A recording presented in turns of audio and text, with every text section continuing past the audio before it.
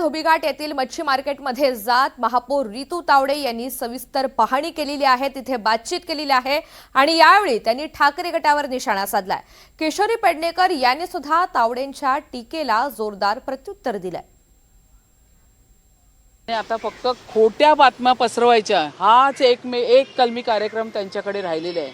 त्या माझ्या कोळी महिला आहेत आणि मी तिला बोलली तू बिंदास मावरं काप, मी आहे तुझ्या बरोबर उभी।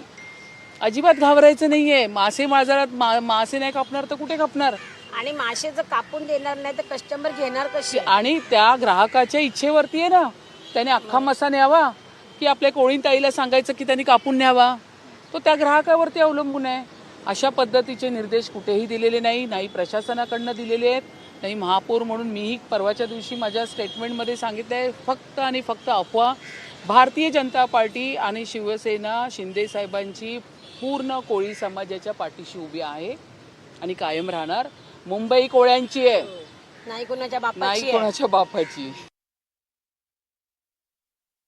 एकतर तुमच्याकडे ठोस पुरावा असेल तर त्या कोळी महिलांना विचारा, त्या एकतर त्या डेअरिंगबाज असतात, आद्य कोळी मुंबईकर आहेत, त्यामुळे नको त्या कुरघड्या करू नका, त्या झेपणाऱ्या नाहीत तुम्हाला। आणि कोळी महिला कोणाच्याही आधारावर चालत नाहीत, त्या पूर्णतः कोळी बांधव आगरी हे सगळे सक्षम आहेत, त्यांना आधाराची तुमच्या तर अजिबात गरज नाही।